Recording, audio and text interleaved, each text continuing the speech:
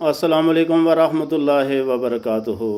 आज हदीस नबवी सल्लल्लाहु अलैहि वसल्लम मुस्लिम शरीफ की हदीस नंबर 6510 बयान की जाएगी इंशाअल्लाह।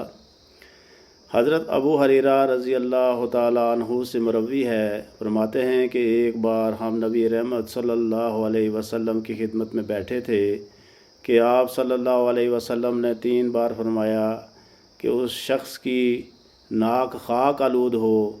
असहाबा इकराम ने पूछा, या रसूलल्लाह किसकी? नबी रहमत सल्लल्लाहु अलैहि वसल्लम ने फरमाया कि जिसके माँ बाप दोनों या उनमें से कोई एक बुढ़ापे को पहुँच जाएं और वो उनकी खिदमत करके अपनी बख्शिश ना करा सके। एक दूसरी हदीस में जो कि हज़रत अबू सईद खुदरी रज़ी अल्लाह तआला अन्हु से मरवी है, फरमाते हैं कि एक बार हम नबी रहमत सल्लल्लाहु अलैहि वसल्लम की खिदमत में बैठे थे कि बनु सलमा का एक शख्स आया और उसने पूछा, या रसूलल्लाह क्या मैं अपने माँ बाप के मरने के बाद भी उनके साथ कोई नेकी कर सकता हूँ?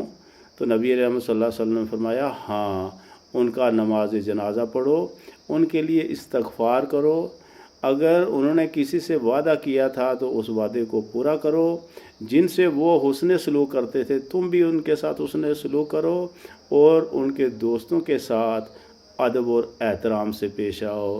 तो अल्लाह तबारक व तआला ये सभी अहकाम जो नबी रहमत सल्लल्लाहु अलैहि वसल्लम ने फरमाए और अल्लाह तबारक व तआला ने कुरान में जो अपने वालिदैन के लिए एहसान और हुस्न सलूक करने का हुक्म फरमाया है, मुबारक हैं वो लोग जिनके वालिदैन अभी ज़िंदा हैं, वो उनकी खिदमत करें और जन्नत कमाएं।